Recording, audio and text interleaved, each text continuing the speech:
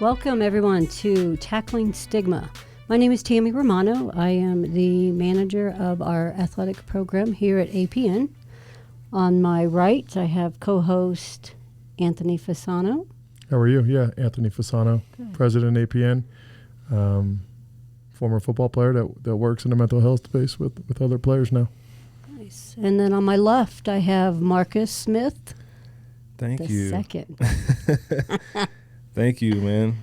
Yeah, former NFL guy, 6-year NFL veteran. Was a patient at APN. Got to work a lot with Tammy and in the mental health space now, just like my guy Anthony over there. That's all right. Thanks for being here. Thank you for having me. Ooh. All right, so today we're just going to dive right in, okay? You good with that, Marcus? Let's do it. Let's do it. Tackling stigma, right? So stigma, as you said, as a former athlete, what comes up for you? What does that look like in the arena of athleticism, NFL, the stigma? When we look at mental health, right? How do we bridge that? What is there for you? I think what I think about with stigma is not being able to express certain feelings that we may be going through. There is a stigma that is attached to football players, especially, and athletes. The sport that we play is very barbaric, and over time we have had to mask like some of the stuff that we deal with on a daily basis, and we can't really show that. It's shown as a sign of weakness to do so. And I feel like we have to break that stigma and let people know that vulnerability is strength and that you can free yourself and heal yourself by speaking about the mental health issues that you deal with. Mm-hmm. I'm curious when you say that it's a sign of weakness. Where does that come from? I mean, for you, in your experience, where do you think that kind of anchors into? I think the sign of weakness, it comes from, I want to say, the way we're built as a man. I think also as a man, we've been portrayed to, we have to be strong, but being strong is not showing a vulnerable side or a sensitive side, if you will. And I think that it has happened and passed down to us over time, black or white, or it doesn't matter the race. I think as a man, it has been passed down to us to not say anything, and you have to be that strong piece for your family, in which we're really dying inside not saying anything. And so I just truly believe that with that, it's a lot of things that you have to unpack as a man, because I feel like trauma is passed down to us from our fathers and our ancestors. So that's where I think it comes from. It's just naturally embedded in us to not say anything. And the famous word for all men when you ask them, how are you doing, is, I'm good. I'm good. Right? Yep. Yeah. And, I think it's in football and in life, it's not advantageous to be Right. vulnerable, because as a man, if you want to get down to basics, it's survival and providing. Right. Like those feelings, would hinder that. Right. Same thing in football. Like if you have that vulnerability in football, if there's a chink in the armor, it's not good for winning. And I think they're kind of one and the same with the manhood and being a football player. So it's kind of a double negative there. Yeah. I'm curious because obviously, A, I'm not a man, very much female. B, I've never played in the NFL, right? So when you're talking about masculinity, the thing, I'm really curious about, you had brought up generation that's been passed down. We talk about, how we were raised by our fathers, and then we talk about the NFL. Is there a difference as far as masculinity and what the NFL or what, as an athlete, are we taught even different? Or, I mean, is there a differential between when we're talking about masculinity, right? Because that's a broad, but as we begin this path, are there conditioning, teachings? I mean, can you speak on that? I don't necessarily think there is a difference, because it's kind of the same teaching, but just in like different forms. Okay. Right? Because if you go to my father, right? My father was very hard-nosed, and what he did was he basically really like broke me down, right? But at the same time didn't know how to necessarily build me back up. So sometimes coaches do the same thing. So I think with that, it's kind of the same thing, from a father to a son, just being hard on them and letting them know, like, hey, you need to do this, and that, and the third in order to reach this level or whatever it may be. So, masculinity from a male's perspective and how that looks, I think everyone kind of like has the same idea of what it looks like, right? I mean, playing the game and playing in the sport, I had a coach that act like my father, but he was my coach, and we were playing the game. But at the same time, I had dreams, or I had, snapshots of what it used to be like when I was younger. So it's kind of like the same. That's what I think. Uh-huh. What are your thoughts, Anthony? It's when you're involved in football, I think there's like we talked about, that early masculinity type pressure on just being a male. Mm-hmm. And then, if you don't play football or a really competitive, violent sport, then that might subside a little bit, or you might get some of these, what's going on in society right now is really opening up these feelings. So they might be available to more people. Some might hold on to it and it might hinder them, but you can't hold on to it in football. It's like you didn't have it early on just from genetics, society, whatever it may be, and you definitely damn sure didn't get it, or allow it to come through when you're a football player. So it's like, I think it's just compounding an issue. Mm-hmm. So if that compounding is there, how do you think that affects mental health when we start to take a look at your mental well-being, right? Because you spend a lot of time physically building up, developing, right? And we spend a lot of focus on physical well-being, performance, success based in that. But then we've got this compounding where we're not able to express or talk about these emotions. I've heard this said quite a few times. We leave the emotions at the door. Leave it at the door, pick it up when we're done, right? And so where does all that go for you guys? What do we do with that? How does that affect your mental health, do you think? It takes a toll on us. It goes to what I say is the back of the brain, right? And it doesn't come back to the front of the brain until something happens, you get triggered, or you meet with someone who can pull it out of you. And I just think it takes a true toll on us. And I always explain it like this, and I think you've heard me say this before, Tammy, is as kids, we can roll out of the bed and go play our sport without stretching or doing anything. We could just go run, right? By the time we get to, maybe the lighter or the end of the years in college, and then you get to the pros, you can't do that anymore, right? You have to take care of your body. You have to stretch. You have to do all these things to prepare for the game. Mm-hmm. So it's the same thing with your mental state and you being a child, right? It's easy for us, if we're taught this, to suppress, and it's shown to us like how to suppress, right? Because things are happening in our family dynamic, and then the next day we won't even talk about it. It will act like it doesn't exist. So we take that with us everywhere we go. But over time, when you have kept these things so bottled up inside of you, as you get older, you can't really do that anymore because it's going to be run overload.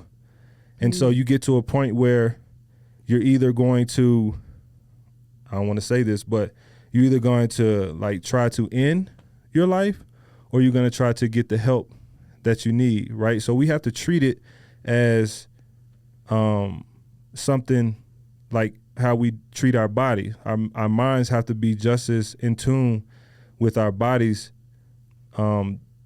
also, because our minds are the most important part. Mm-hmm.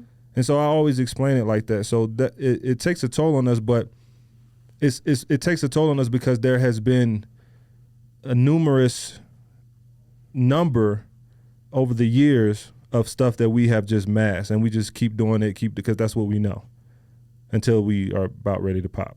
Yeah, yeah. And I think to add to that, a lot of times, and probably for the majority, it's an unhealthy coping mechanism. Right. And that's how people live. And, as tough as football is, I think football and playing is a coping mechanism. Mm-hmm. And then when that's taken away, you might be drinking too, but football's always there. So, it kind of gives you those blinders to keep you in the lane.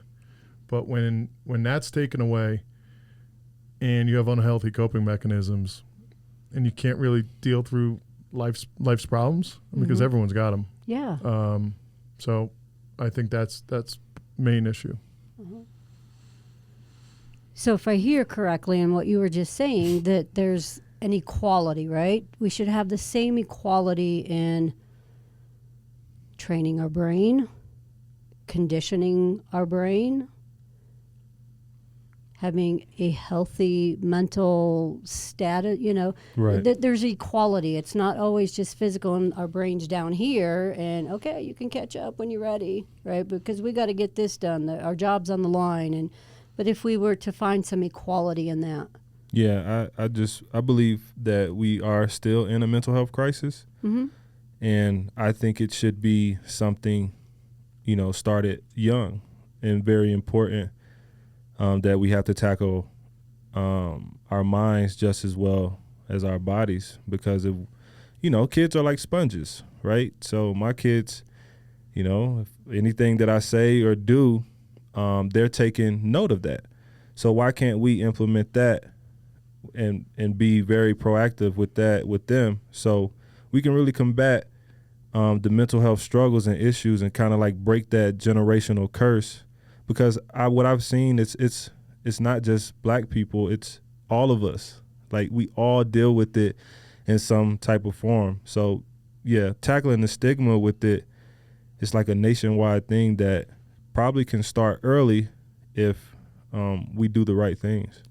Do you ever think the importance that we all put on our bodies in training and working out and eating healthy, do you think the mental health of that will ever catch up to the importance?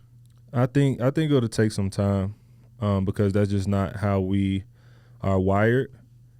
Because a lot of times we don't know that we have an issue until it gets to that point, right?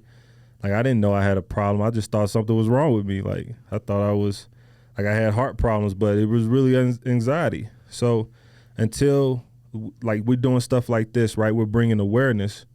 So now players, regular, I don't want to say regular people, but people, right? Civilians. Civilians. He says it regular. So they can see, like, all right, we're talking about mental health and we're describing some of the things that we may be dealing with, and you tell me of what you've seen and what stigma looks like. And so now that they can see it, they can actually make a conscious decision or an estimate of like what has been going on in their life. But if you don't know that, you won't know until like you actually have a crisis. And then you're like, oh snap, this is what this was. But when you put it out in the atmosphere, most people can relate, like, dang, man. Like, just like in group the other day, it's like, bro, I feel you. I'm going through that. So, yeah, I think it's going to take time, but that's how it's going to catch up, by us continuing to speak out about it. Yeah. So I think we spoke about it before, but, our generation, our parents definitely weren't raised in a generation with this type of conversations happening. Not at all. Right. So we are, I would say, the first generation to have these talks and it be okay. What do you think about the importance and what would you think is the best course for younger football players, younger athletes, younger people in general, be able to get the message and really shape, how the next generation is brought up and in turn raises their kids? Yeah, I think especially, what we're doing now and what I've been doing with the Circle of M, our mission as an organization is to first help unmask the feelings that cause anxiety and depression and other mental health issues. So the first thing is acknowledgement. And if you can acknowledge that you have an issue, then you can later assess or talk to somebody that you feel comfortable with about that issue. So the start of it is, like I was saying before, being able to push the message out of what it looks like and what it is. And then being vulnerable enough to, maybe meet a young guy in person or talk to them, because we all have experience, right? And a lot of times we have to, it's almost like, when Jesus walked the earth, it's like he stooped down to the people's level and he was with them, right? So it's like we have to, as people, come down to your level to let you know that we've been there and that we know exactly what you're going through. It has to be a safe place for them. And so I just think, doing this podcast and speaking about it even the more is going to raise the eyebrow for the young guys, right? Because it's so prevalent now. Like, people are talking about it more. You hear it in like every other day, or people see it. You know what I mean? So it's like human nature for you to ask the question, like, hold on, like, am I dealing with that? You know what I'm saying? But that's how you tackle the issue. Like, we might take all the heat for it, right? And I'm willing to take all the heat. Like, give it all to me. I don't care. But I know the people behind me, they won't have to deal with everything that I had to deal with or go through, because they know and have the information and they have the knowledge behind it. Yeah. So you spoke of Circle M. Tell me a little about that. So I started a foundation in which we tackle mental health issues, as I was saying. And it's a foundation, 501c, and where we do a podcast and I bring on athletes to talk about their mental health struggles or battles and how they overcame them also, because the important thing is you don't want the message to be dark.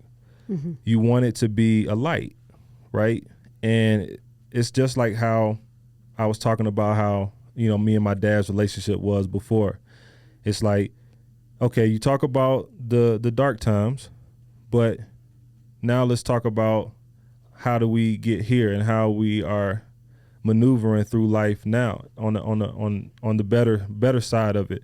And so that's what we do, and we push that out.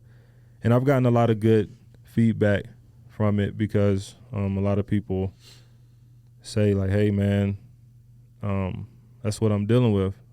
And I want to say this too. I had a guy, he got my number, some I don't know how he got my number, but he left me a voicemail, and he said I saved his life. Wow. How powerful is that? And so I know that what you guys are doing, regardless of we realize it or not, you're saving somebody's life. If you can save one person, you've done your job. Like, and so I was touched by that. It had me all, but That's awesome. Is that why you have your glasses on? He has his glasses on. He's got that shiny chain on. He does. I wish I had glasses on. What's up with the chain? Man, I had to represent the Circle of M, you know? Is that the logo? Yeah, so the logo is a half helmet, half face, right? Because as football players, they don't really know who we are. Like we always wear a helmet, and like most people, they don't actually know. Like if they see you in public, like they may know, but I've had people call me somebody else, and I'm like, nah, that's not me. But we always keep the helmet on. So I'm just telling people just with my logo, like, hey, cut the mask and show your face, because that's who you really are. Yep. So. Awesome. Powerful. So I am curious, the Circle of M, is this a result of your own journey as far of, mental health? I know you spoke a lot, with your father, and there's a lot of variables that go into it, right? Mm-hmm.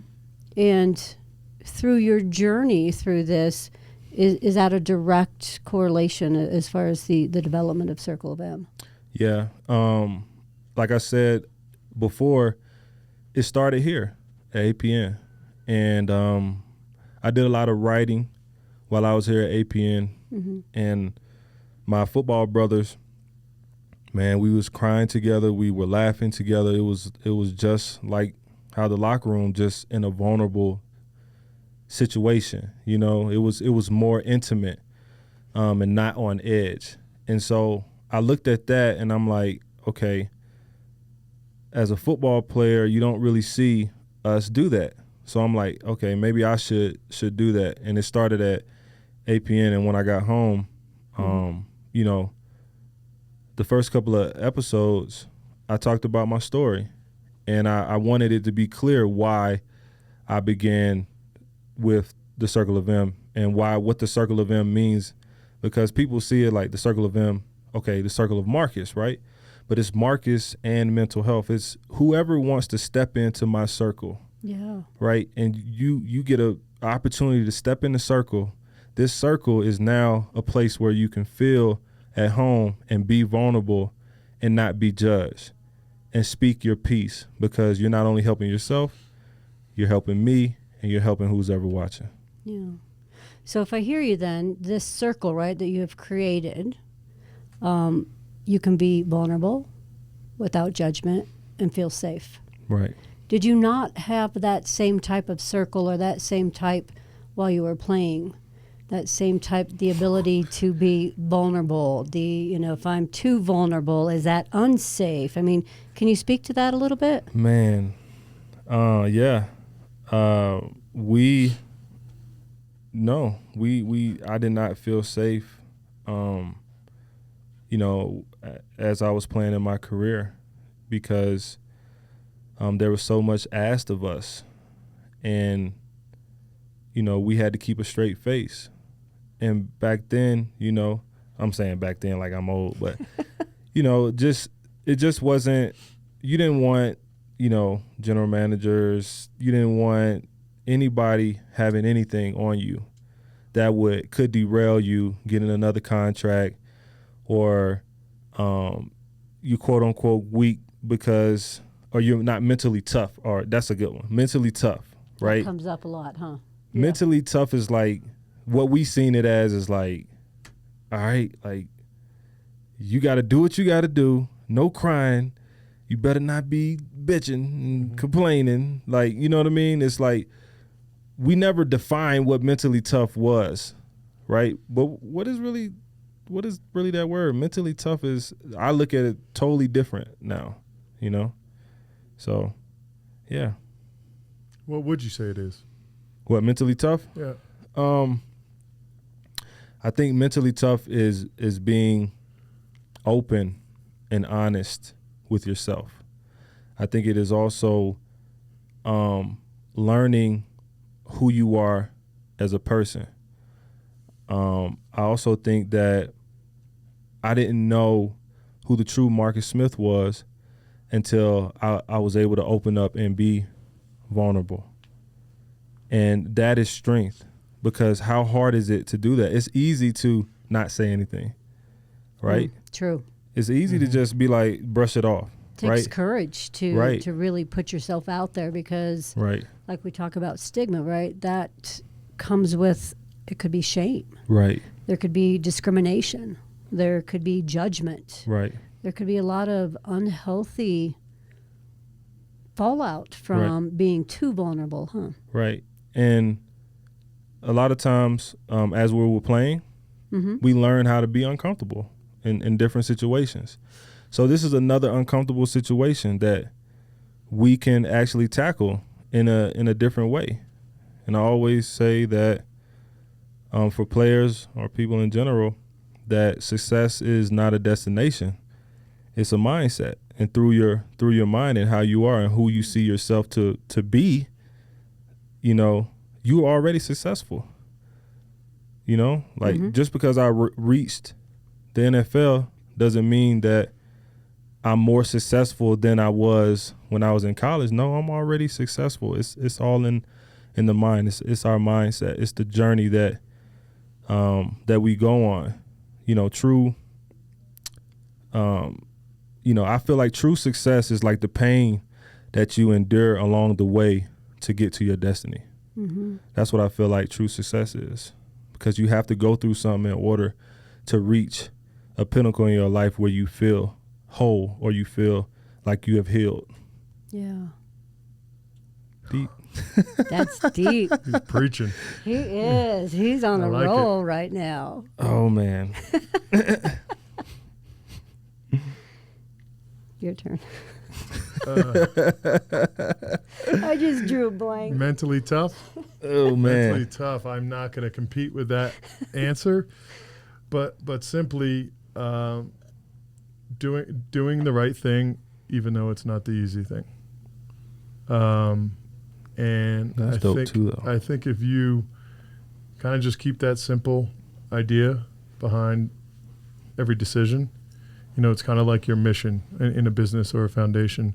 You know, if you approach every decision with that in your life, I think it'll work out better than not. Like a lot of growth happens when you have a family and being comfortable with being uncomfortable. Mm-hmm. So I'm curious with family, because you have children? Yes, two. Daughter and a son. Uh-huh. As a former athlete, as a former NFL player, would you let your kids play, your son? Question I get a lot. Yeah. I'm a hard yes. While I see the pitfalls of football, I've taken a lot of positives away from it, and love the game, love what it's given me, not only in my life, but I take a lot of the positives, how it shaped me, and I hope to work on the negatives, get those addressed and behind me, and just accelerate the positives. Yeah. What are your thoughts? If I'm gonna let my son play Yeah. or not, I get asked the question a lot too. And my first thought is always maybe not right away. I may try to. I feel like inevitably he's gonna want to play, right? Like they're gonna see their dad. Like, my dad was my hero regardless of what happened, right? Yeah. And I feel like just naturally he's gonna want to play. He's gonna see like, oh, my dad played in the NFL. Like I'm trying to do that, but it scares me. Not gonna lie. But what gives me hope is that I can give him all the knowledge and the tools about it. If he decides to play defense, I can teach him how to properly tackle, how to keep his head out of it from concussions. Obviously, you can't stop like friendly fires and things happening like that, but we can minimize some of the head trauma. I feel like if we teach them the right way how to play, so that's my only thing about it. I know he's going to want to play, but it's just really harnessing and teaching him what my dad wasn't able to give me about the game. Mm-hmm. I know so much now, so it'll be imperative for me to give that to him. Yeah, I'm not going to push him. Right. I'm not going to stop him either. Right. Yeah. Same here. So, as you talk about that your son looks up to you, you've got this feeling in your heart, it sounds like, and you were smiling as you were saying it, right? That, as a football player, as a former football player, that I want to be like dad, right? But you've also created another part of your life right here, after ball, life after. And we've talked about, the Circle of M, the podcast, people that you're touching. What if he wants to do that? I want to be like Dad and be a podcast and talk about and advocate for mental health. I think it'll be dope. I think that I will be happy. You know what I'm saying? It's not something that is a fear. And I think that he would be great at it. And that's why we do this, because we want to show that we are more than football players, right? And I'm praying that he does look up to me, and I want him to, because I do want to show him the way. I want to not show him the way as far as like me steering his life, but just, help him navigate the role that he wants to play in whatever way that shapes. So if he comes out and is like, hey, Dad, I really want to play football, then I'm gonna let him do that. But then it's gonna be both sides of the spectrum. So he's gonna be able to see, like you guys said, like, okay, this guy, he played football, but that wasn't who he was. That's just something that he did, right? And he's gonna see, like, okay, he found his purpose, and my father knows who he is, and he has told me who I am. And so now he can go out in the world and have a better understanding of what direction he wants to go, because he will already know, who Ezra Smith truly is and what lineage he comes from. Yeah. Who? That's beautiful. No, that's beautiful, because, that's what we're really talking about, because football was Marcus. Yeah. Right? For sure. There was a part of that was Marcus. And I think, Anthony, over here, you said there were a lot of positives that came out. A lot of positives that came out of your time in playing. Can you speak to that a little bit? Yeah. I mean, like I said, I've played organized tackle football since third grade, and of course there was times I didn't want to, go to practice in the summer or do whatever I did. And that's kind of what life is. You have to do some stuff that is the right thing to do, but you don't necessarily want to do it. So that discipline and that perseverance, we talked about delayed gratification, which I think is super lost in today's society. All the sport, gave me all that. Not to mention teamwork. You have to do that in life no matter what you do. So learning all those principles, also, having a different disciplinary or coach in your life rather than your parent, I think is super important. If you just hear the same discipline principles from your parents and not in another adult, it's not going to be as beneficial. So I think all those aspects of football is the positives I take away from it. Nice. What about you? Yeah, I would say the same. It's everything that you endure with football, it kind of like teaches you about life and how you can navigate life, because it's not easy, right? And life itself, we deal with different battles in each and every aspect of our lives. And on the football field, it's the same thing. It's like, especially in a game, right? A game in itself is so many like different turns in a game, and you have to be able to navigate and not get like overwhelmed and not get. It's almost like you have to stay even keel, right? If you score a touchdown, you got to stay even keel, right? If you throw an interception, the defense has to go back on the field, but the defense has to have a mentality of like, all right, we're going to get the ball back to the offense. So if you look at life like that, when things happen in our lives, right, we have to address them right then and there and try to stay even keel to be able to get the healing that we need from whatever is going on in our lives. And so, I take kind of the same things that Anthony take from it, even though I had some things happen to me while I was playing. It taught me, playing organized football taught me a lot about myself and about just life in general and how I, push forward throughout life itself. Yeah. Not to mention, for a lot of people, it keeps them out of trouble. Man, I mean, what? idle time, young Playing football? kids, yeah, Oh, having that yeah. organized sport, that Man. commitment. I think it's a whether you make it to the pros or college or not, just having that responsibility, being accountable to your buddy, to a team, I think is all super valuable, and it's probably saved a lot of people from getting in trouble. I mean, other organized sports, but football specifically. And what I also noticed too was that once I got out of the league and I was just trying to, find out what my purpose was, I was looking at different companies, like your State Farms, like just, companies of team building companies. And that's what they look for because, as NFL players, we come from a team, we know how to operate with more than one person. If somebody was to give us a role, we had a role on our team of what we did, right?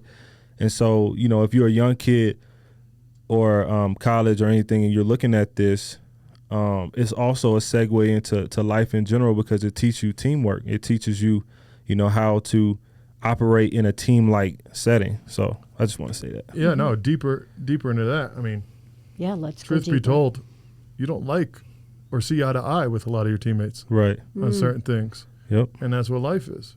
Yep. You don't see eye to eye, but you still work together and you still have each other's back. And I think having that diversity in the game was super impactful for me. Yep. Because I like who I like the rest of us.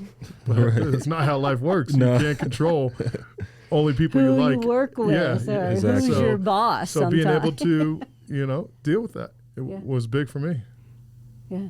Pivoting, right, is what I'm hearing. That it's taught you how to pivot, not only out on the field, but also, out.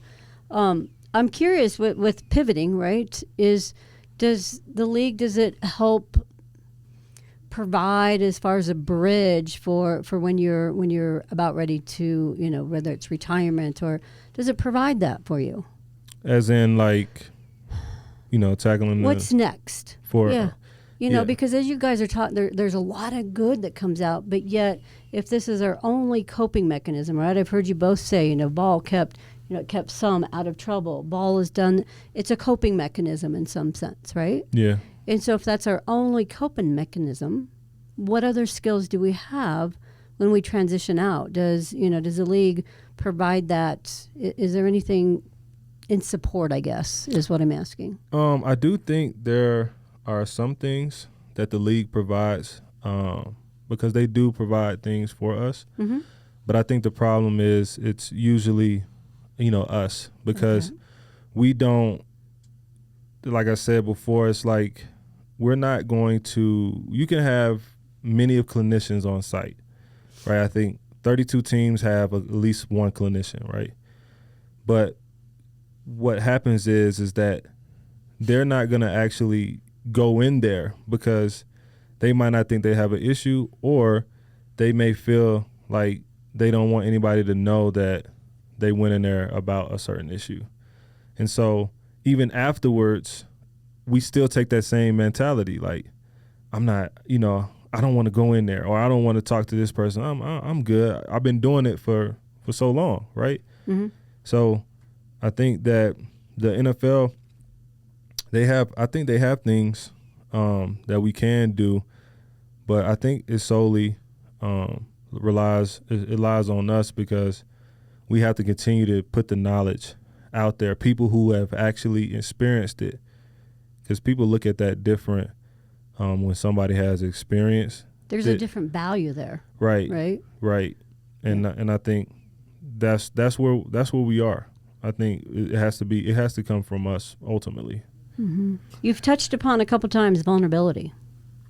And, when we're talking about tackling stigma of mental health and needing to be vulnerable, I'm curious, does this conversation ever come up like in the locker rooms? Do we, we come in and like you said, what you've learned today, dude, I'm really struggling. I mean, does that ever come up? Are you guys able to say and lean into each other when you are struggling? I'm not sure how it is now, because it may be like that a little bit now. Uh-huh. But it never came up before, and it wasn't until I walked away and I actually said, like, my mental health is more important. and I'm going to get the help that I need because I realized that I had an issue. I had a crisis that almost changed the trajectory of my family's life. And once I did that and people got word, then the conversation started in the locker room. And so I was talking to, some of your people who are Pro Bowlers, who are big face names in the league today. And they would say, man, I was dealing with that 3 months ago. I had issues with that. I started talking to this person, but I would have never known that they were talking to that person, right? So because I took that step and for stuff that people probably want to do, like, they're just afraid to, right? Because of, them staying in the league, or like they might get cut, or, something may happen that they don't want to happen because they got to feed their family. I went ahead and did that. And they was like, man, you got true guts for doing that, because hey, I'm dealing with some stuff too. So that's when the actual conversation started once I walked away. But that's what it takes, though. It takes something like that for the conversation to start in the locker room. Mm-hmm. I'm curious because you've used the word "that." Can you expand on that? Are you okay sharing a little bit about that? What that experience that you said that there's a time in your life that could have changed the trajectory of family. Yeah. And by speaking up about that, Mm-hmm. it touched other guys and Right. recognizing and realizing that A, you weren't the only one, but B, the other guys now, there's some solidarity that we're not the only ones out here thinking or feeling this. Right. So what happened was I had been dealing with anxiety for a while, and my anxiety turned into depression.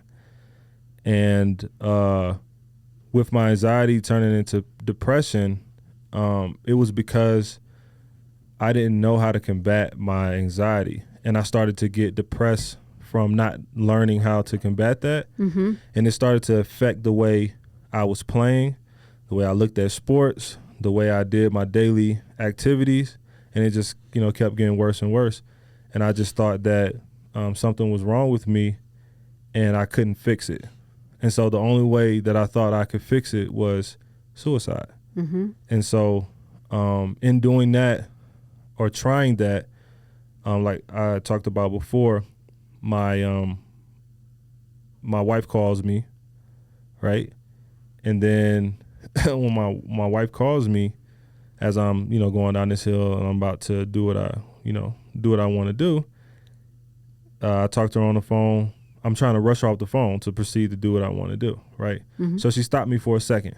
I get off the phone with her. I try to, run my car off the road, and then my mother-in-law calls me.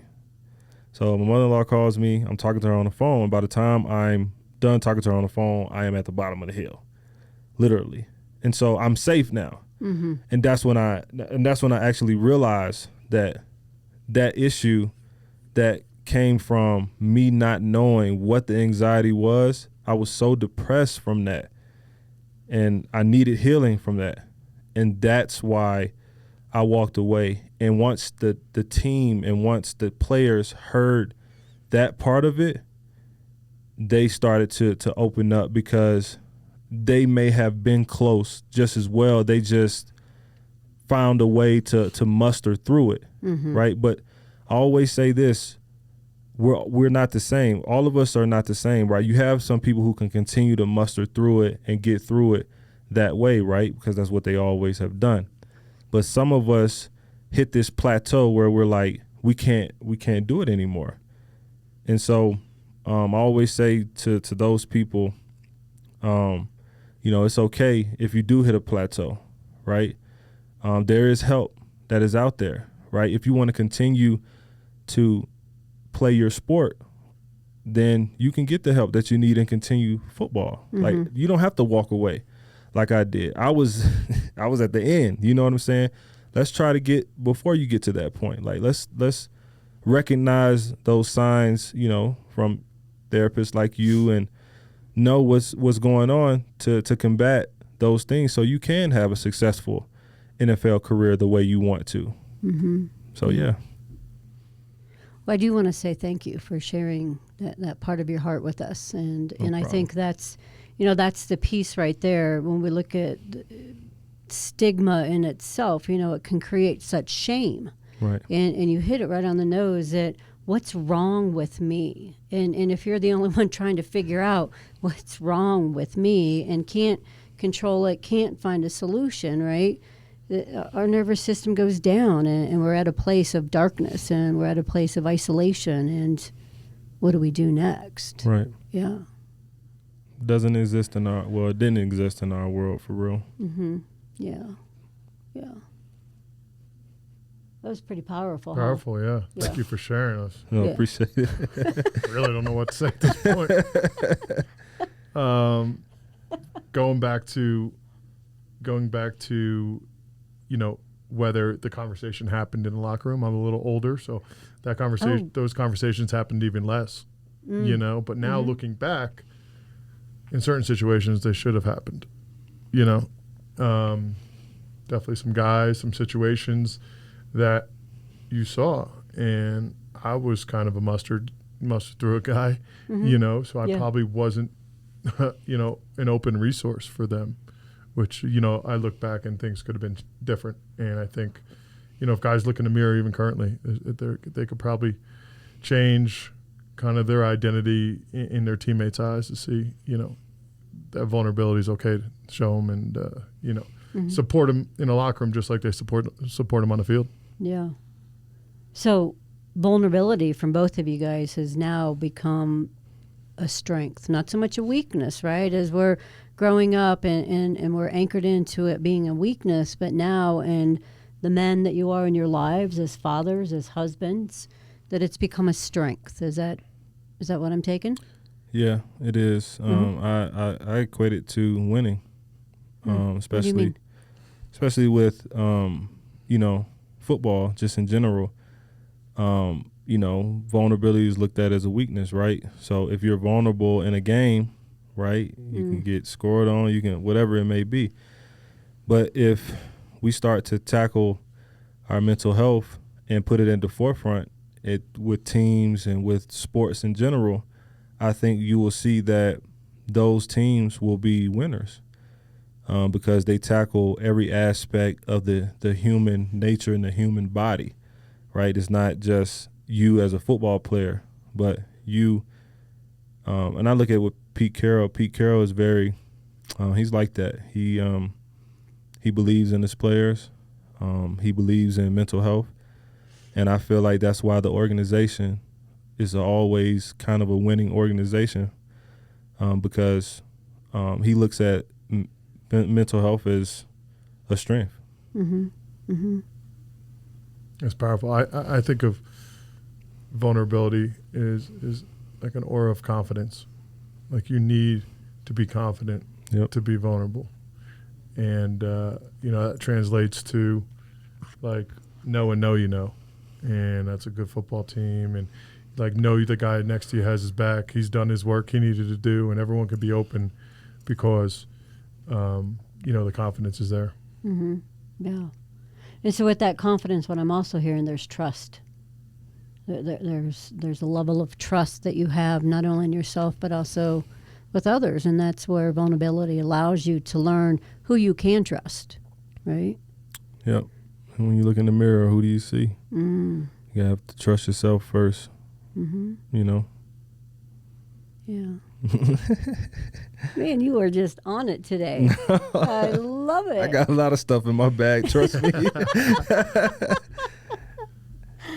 Oh my god. Do a lot of writing. Yeah. I mean, you put those things down on paper. Yeah. And just the topic that you're talking about with tackling stigma is just, like you said, it's like it's so many layers to unpack with that, with all of us, even as women, to tackling a stigma there is, because you guys are trying to make it too as well and be in a respective space.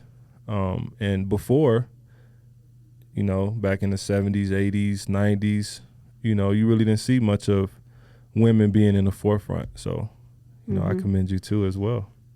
Oh, thank you.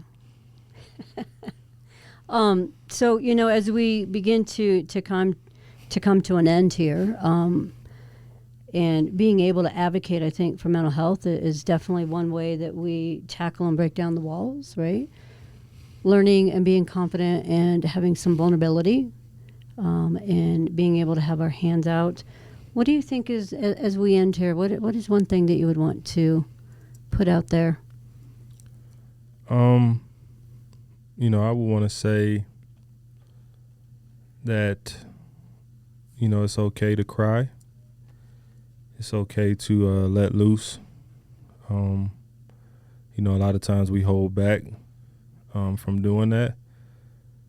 But crying is a coping mechanism that can really help you with pain, with struggle. So it's okay to do that. And I think as men, we got to cry more. You know, somebody passed away, somebody has done something wrong to you, or if you're in a mental health meeting or whatever it may be. But a lot of times I catch myself holding back. And I would just say, man, let it go, release, and feel that, as Miss Tammy would say, feel that the pain and what you're feeling. Get over that part of it, you know, just cry more. So I like that. Let go and cry more. What do you think? I haven't had the experience, you know, super similar, but I would say, like, I was a mustard through it guy, you know, but I would say if you're in that position, change your identity to other people, like offer the help, be the open book. And I think as soon as you do that, you'll start seeing stuff in yourself. So even if you're not the guy to step up and stick your neck out and talk about it and make it okay, just be a resource for someone else. And that's kind of my role, you know, be a resource for someone else, and that'll open up something inside of you. Yeah, yeah. I am curious. You just said this is my role. Can you speak a little bit more about that? Yeah, you know, I find myself sometimes in a tricky role because I'm here to support the players and really make this athletic program at APN the best it could be. But I haven't been through treatment, you know, so I can't share the same perspective sometimes.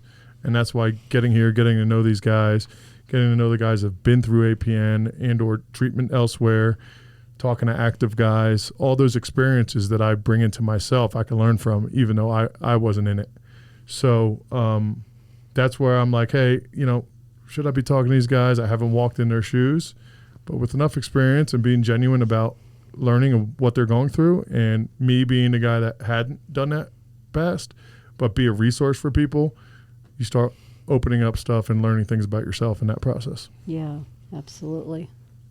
You know, and I think too, and like you just said, that what I heard was just relationship too, right? We're creating new relationships.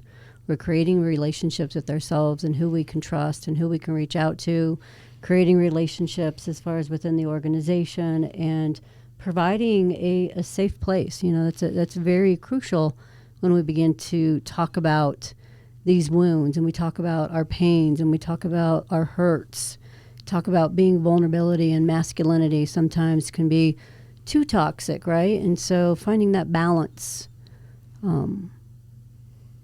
for all of us and Finding staying balance connected. is key. Yeah. Yep. Finding the balance.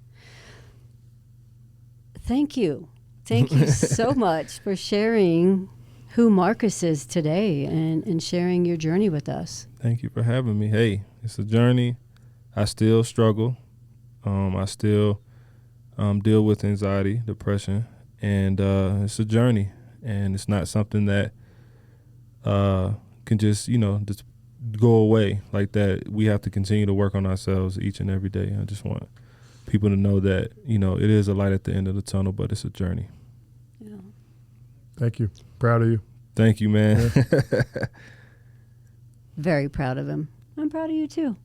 Thank you.